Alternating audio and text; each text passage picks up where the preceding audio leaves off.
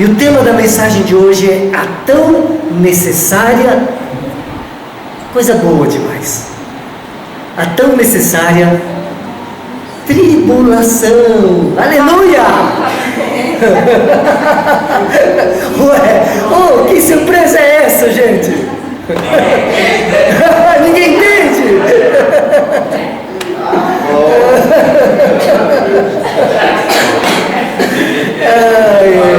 Essa igreja é legal, viu?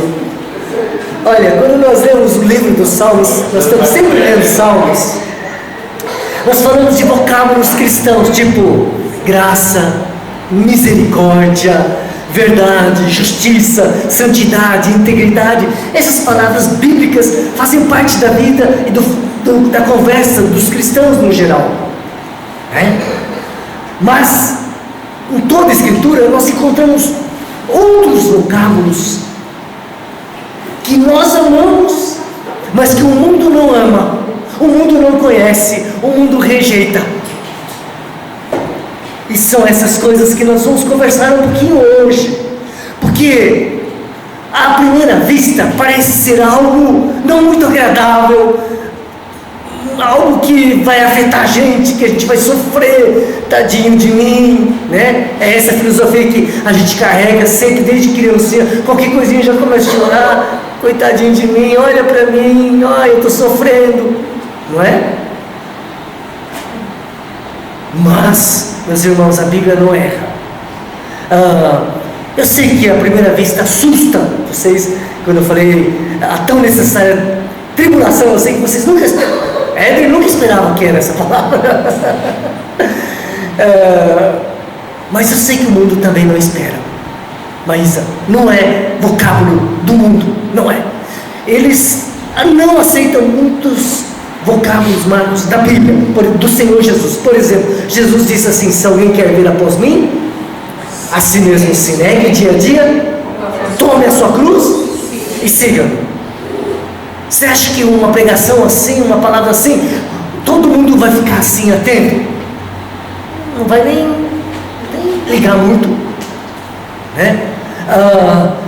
O Senhor disse muitas vezes algumas coisas que pareciam desagradáveis à primeira vista, mas são preciosas, importantes, necessárias, boas. Jesus não vai falar qualquer coisinha que não é boa. A palavra de Deus é boa, é edificante, é necessária, né?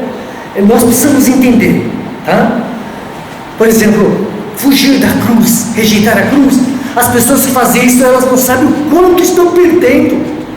O meu maior ganho nesta vida foi conhecer o Cristo crucificado, foi saber que eu morri com Ele, ressuscitei com Ele. Isso mudou totalmente a minha vida. É um lucro, Zeca, que o mundo não oferece, a cruz de Cristo, e muitos estão rejeitando. Por isso eu quero compartilhar com a igreja verdades de Cristo que valem mais do que ouro refinado. Amém? Amém. E uma dessas palavras é tribulação. Tribulação, fogo cruzado, bombardeio de todos os lados, dificuldades, lutas. E parece, né, que é exatamente isso que muitos estão passando, né? É não? Interessante quando a palavra de Deus vem no momento certo.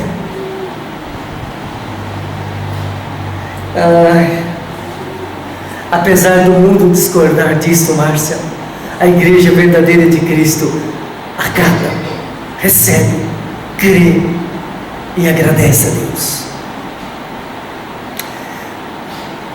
Por isso os apóstolos disseram: Maria, tende por motivo de grande alegria ao passares por várias tribulações, provações.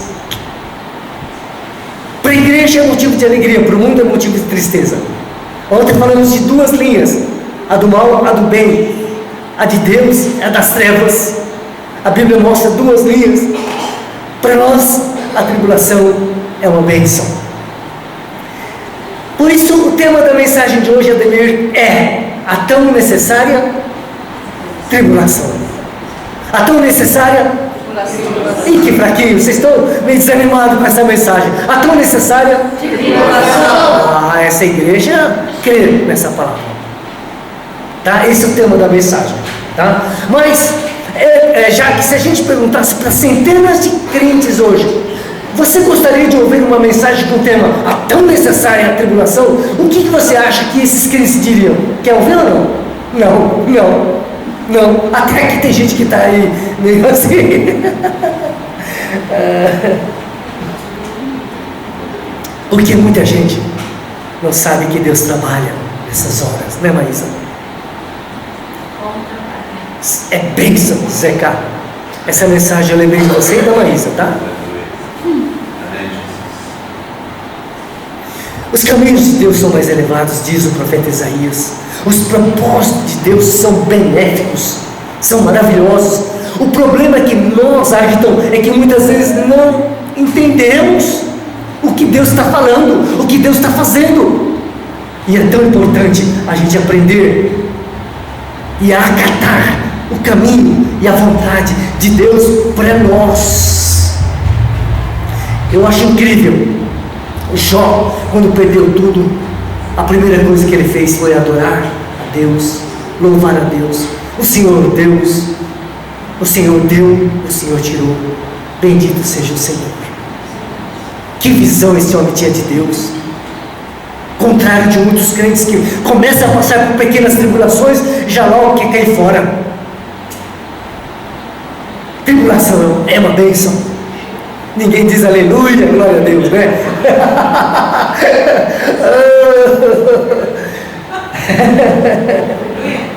Tem um ditado popular, Paulo Roberto, que diz assim: Deus escreve certo por linhas tortas. Já ouviram?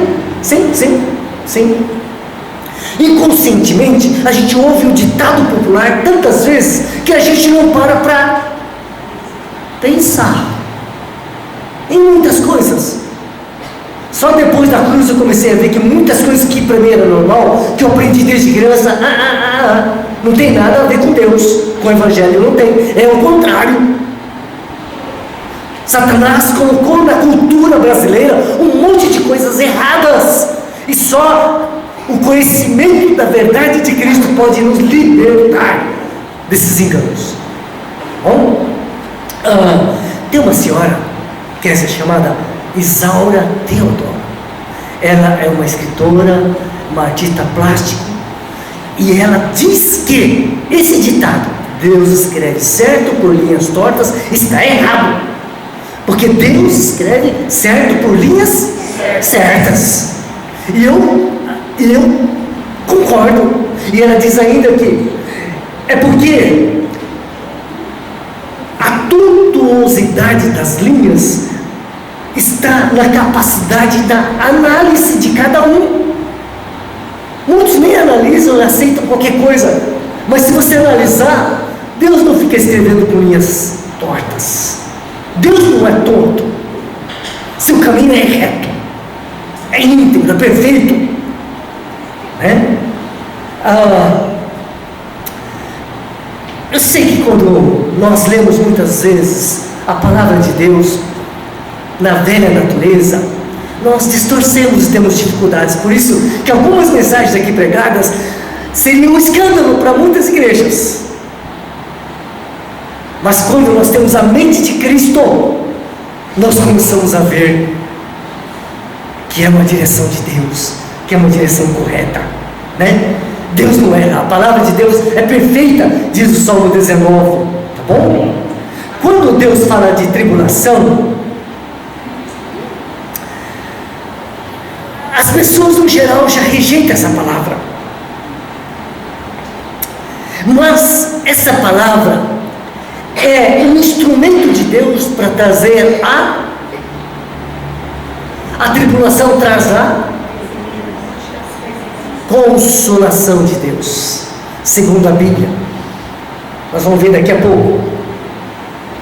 Há muitos que sofrem e necessitam de consolo, e algumas pessoas, não recebendo consolo, acabam caindo em depressão e até tirando a própria vida. Uma das enfermidades do século é a depressão, uma das grandes.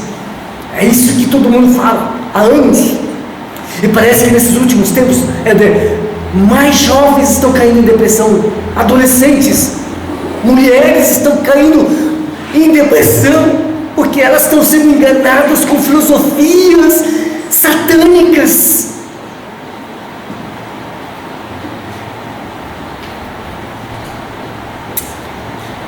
O tema de hoje é importante, porque as pessoas estão necessitadas de aprender isso daqui. Cristianismo é igreja. Daqui a pouco, quando terminar o culto, nós vamos comer um lanche juntos ali. Eita, Marcos, eu fiquei contando as horas, tá? Obrigado, irmãozinho, pelo carinho, pelo amor, viu? Deus te abençoe muito. É ajuda, é amor, é carregar o fardo, a carga uns dos outros, conforme Gálatas nos ensina. Tem um outro ditado popular: cada um no seu quadrado. Aleluia? Não. Que aleluia o quê? Deus não falou isso não. Isto é uma cultura, uma filosofia antibíblica. Não vem de Deus. Então vem de onde? Você sabe. Nem preciso falar, né? É claro. Mas a pessoa que geralmente fala isso, fala com uma soberba, cada um no seu quadrado, tá? Fica na sua. Cuida da sua vida que eu cuido da minha, tá bom? Não sei se você falou isso alguma vez, mas se você falou, você errou, tá bom? Parece você falando isso aí. Olha só! Outro ditado popular que não vem de Deus, Joshua: cada um por si e Deus por todos. Já ouviu falar? Cada um por si, Deus por todos, cara. Não quer nem saber. Vai rachar aqui. Cada um por si, Deus por todos. Ele está bem, né? E fala. Não é de Deus, sabe, então.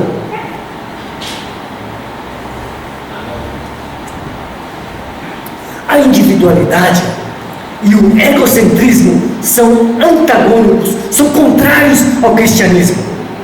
Na Bíblia nós encontramos muitas ordens falando da mutualidade. Perdoai uns aos outros, amai uns aos outros, levai as cargas uns dos outros. Nós podemos ver isso o tempo todo na Bíblia. A Bíblia fala que nós somos um corpo, de sorte que se um membro sofre, todos sofrem. Mutualidade, não individualidade.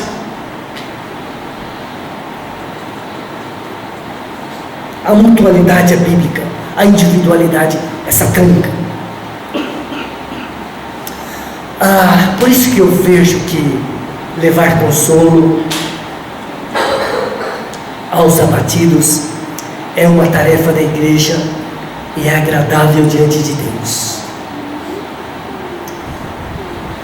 Para que você possa levar consolo, é preciso que haja tribulação.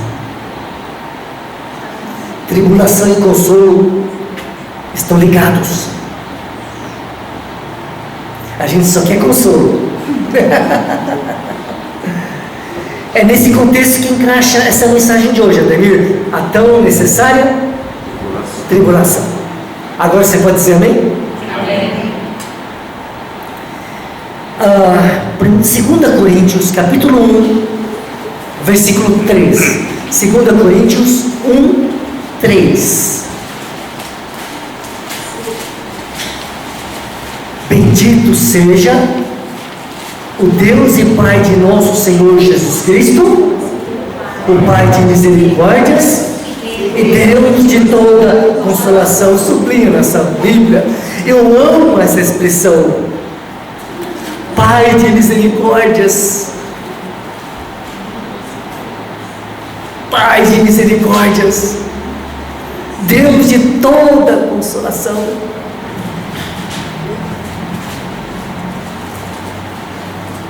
Que Deus tremendo é esse? Aqui encontramos duas virtudes de Deus: misericórdia e consolação. Consolação.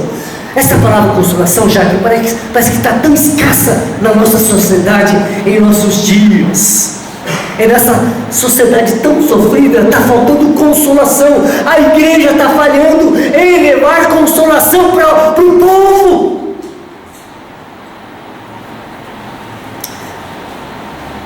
Há muitas críticas, acusações, condenações, e a Bíblia tem razão quando em 2 Timóteo 3 fala que nos últimos tempos os homens seriam egoístas, arrogantes, irreverentes, implacáveis, cruéis e muito mais coisas, e parece que a sociedade está virando assim cada vez mais. Quer nem saber se deixar eles passar por cima. Carro em velocidade, atropela as pessoas, vão embora, não estou nem aí. Cruéis. 2 Coríntios 1:4. Olha como é lindo. Deus, o Senhor, é Ele que nos conforta em toda a nossa tribulação. Quem nos conforta? Senhor Jesus, para podermos consolar os que estiverem em qualquer angústia, com a consolação com que nós mesmos somos contemplados por Deus. Você é consolado para consolar. E você é consolado quando você está atribulado. Sim? Está começando a ter sentido? Que a tribulação é necessária para que haja consolo? Sim? Ok, vamos continuar. Quando em nossa tribulação Deus nos consola, então podemos consolar os que estão em angústia com a mesma consolação que recebemos de Deus.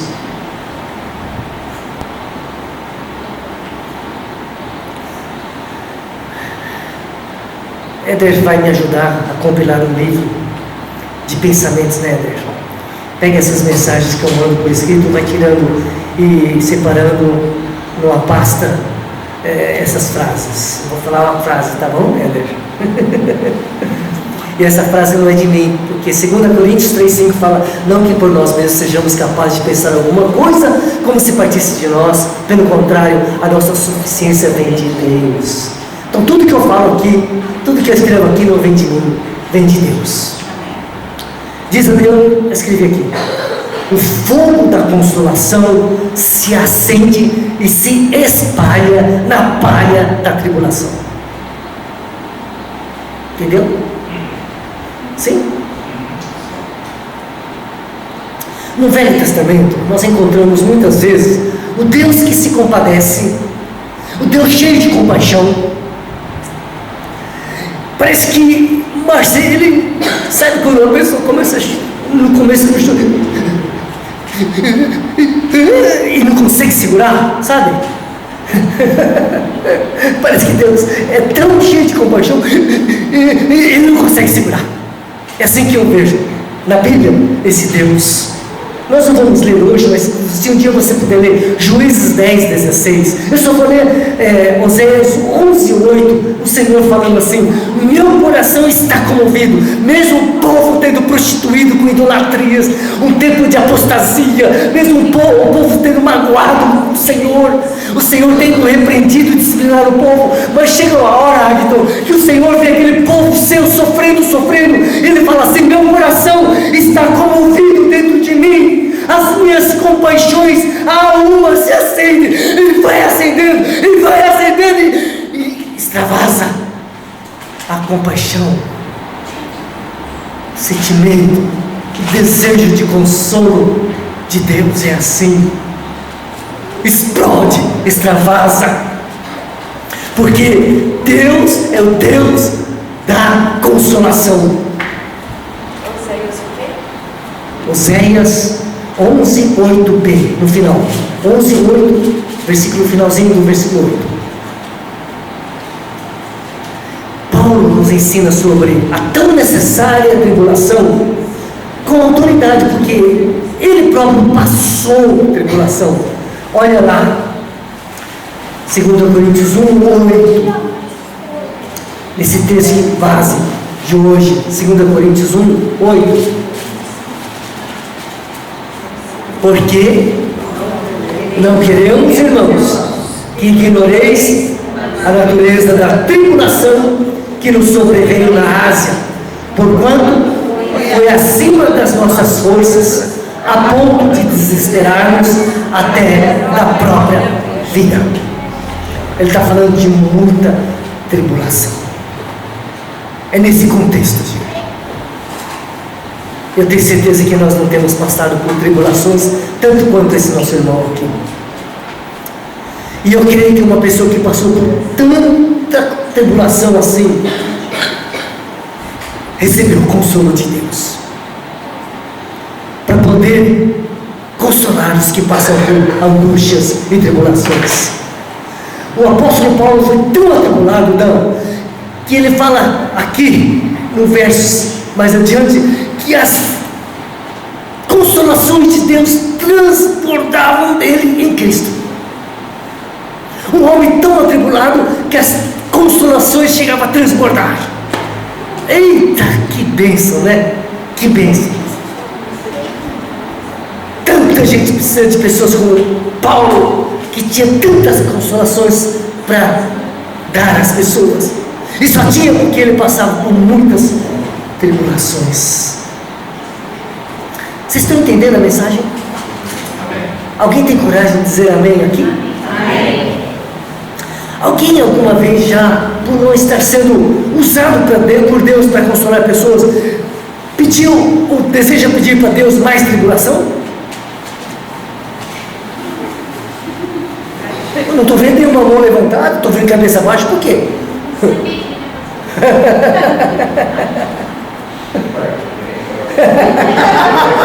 Vai que vem, né? É bênção, meu irmão. Creia, nós estamos falando de coisa boa, viu?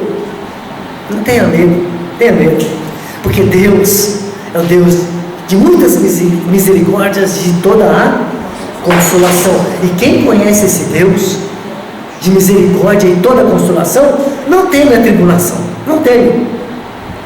Tem uma palavra bíblica, Paracletos, que se refere ao Espírito Santo Consolador. O consolo é algo tão de Deus, que o próprio Deus se autodenomina de o Consolador. É lindo demais. Isso é coisa de Deus. Não precisa temer. Ele nunca erra. A medida, Zeca, da tribulação, da prova de Deus é perfeita. As provas, mas são perfeitas. As tribulações, nem mais, nem menos. Nem muito demorado, nem rápido. Para nós sempre parece demorado, mas Deus não é falha, não erra. Ninguém fala amém? Amém. Amém.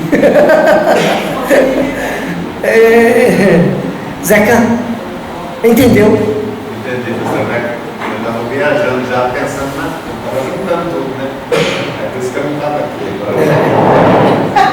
Ótimo, ótimo.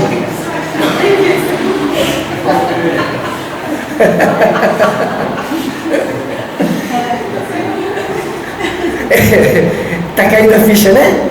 Ah, que bom. Eu estava pensando assim. Que bom. O que o senhor falou e a gente é como aquele bilhete premiado que a gente pegou para jogar fora. Não foi isso aí. Tá vendo? É bênção, meu irmão. Deus te ama muito. Enquanto nós passamos por tribulações, nós vamos conhecendo o Deus de toda consolação. É tremendo. E olha, Kézia, eu vou falar para você.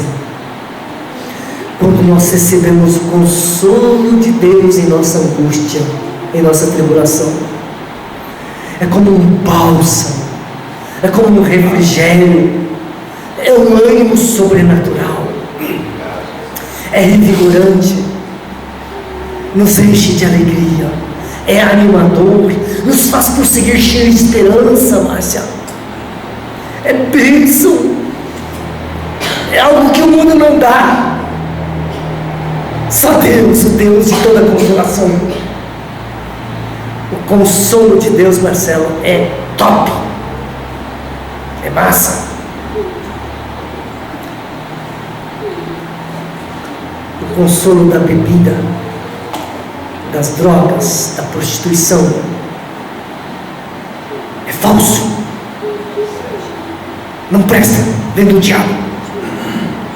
Não vá se consolar com essas coisas que te escravizam e te deixam mais para baixo. Já viu gente que vai beber para esquecer a tristeza e volta mais triste? 2 Coríntios 1,6. 2 Coríntios 1,6. Mas, se somos atribulados, é para o vosso conforto e salvação. Se somos confortados, é também para o vosso conforto, o qual se torna eficaz, suportando vós com paciência os mesmos sofrimentos que nós também padecemos. O apóstolo Paulo, mesmo passando por tantas tribulações, ele não escreve essas coisas para a igreja de Corinto com tristeza, com ânimo, com alegria, com louvor. São palavras positivas, boas, de quem sabe o que está dizendo, uma verdade de Deus. Eu não vejo tristeza, derrota aqui nessas palavras.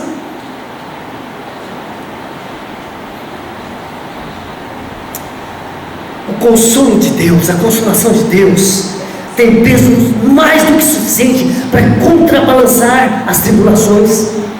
Não tema. Se vier a tribulação, Deus pode te consolar muito além do que você possa imaginar. O consolo de Deus é real demais. No tempo do profeta Naum, Nínive era grande e poderosa e massacradora cidade daqueles tempos.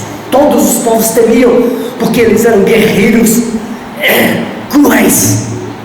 Até Abacuque, o profeta, estava em crise, porque Deus havia revelado para ele que Deus iria usar esse povo tão feroz, tão bruto, para disciplinar, para atacar Jerusalém e levar cativo.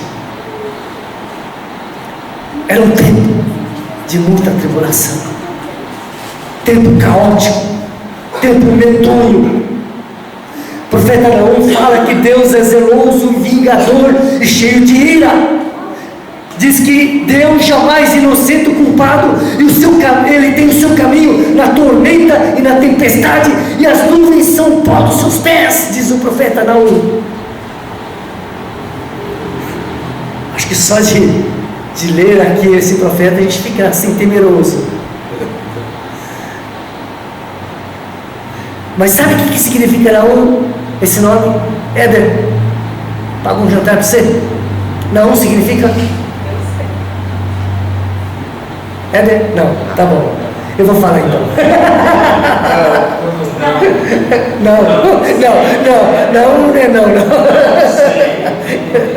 Não sei.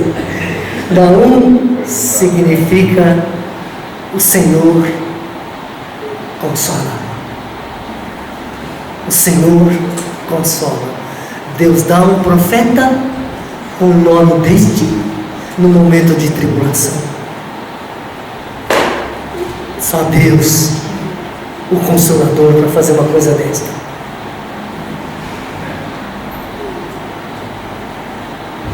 Em japonês fala sugoi. Incrível, impressionante.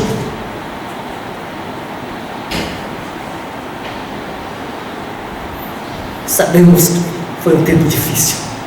Quando você lê Lamentações de Jeremias, você vê a desgraça do povo de Israel. Mulheres sendo estupradas, velhos sendo mortos, jovens sendo tratados como um cachorro, massacrados, famintos. Os príncipes que eram sadios estavam magros de fome. Tempo difícil. Israel passou no tempo da Babilônia. E no capítulo 7 de Naum fala assim, nesse clima: o Senhor é bom. O Senhor é bom. É fortaleza no dia da angústia, e conhece os que nele refugiam. palavra de consolo de Deus ao povo de Deus. O povo de Israel ficou 70 anos cativo na Babilônia, mas o bondoso Deus, Senhor amado, o bondoso Deus, trouxe de volta o povo por meio de Esdras e Neemias. Porque Deus é benevolente.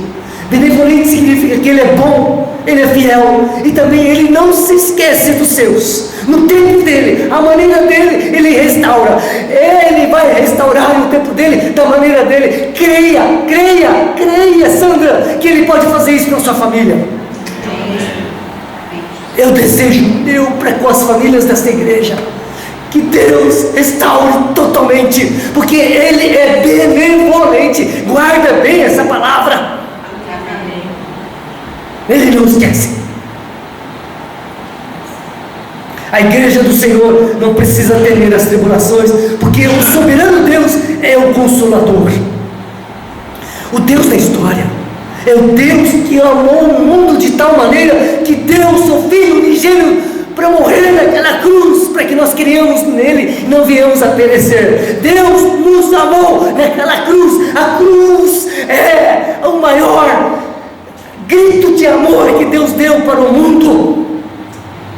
Quando você olha, Rosângela, para a cruz, você pode ver o amor de Jesus. Foi isso que eu encontrei. Porém, Marie, quando você olha ao redor da cruz, você não vê esse mesmo amor. Você vê uns homens passando em frente à cruz, meneando a cabeça e zombando de Jesus. Você vê os principais sacerdotes, os líderes, lançando impropérios na cara de Jesus. Você vê o Império Romano massacrando com morte de cruz. Você vê ódio, maldade fora da cruz, mas na cruz você vê o que é amor. Por isso eu estou pedindo, estou convidando todos a irem para a cruz, a serem amados por Deus naquela cruz, onde Cristo te atraiu para morrer e ressuscitar com Ele. Se você conhecer a cruz de Cristo, você vai conhecer o amor de Deus. Mas se você permanecer no mundo, você verá ódio e mais ódio. É tempo da igreja, é tempo do mundo ir para a cruz de Jesus.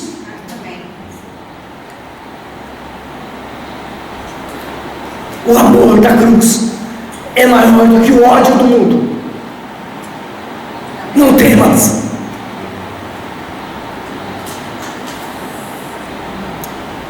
É tempo de a gente voltar para Jesus Cristo e este crucificado, que em meio ao ódio do mundo nos amou e nos deu eterna consolação. 2 Tessalonicenses 2, 16 e 17. 2 Tessalonicenses 2, 16 e 17.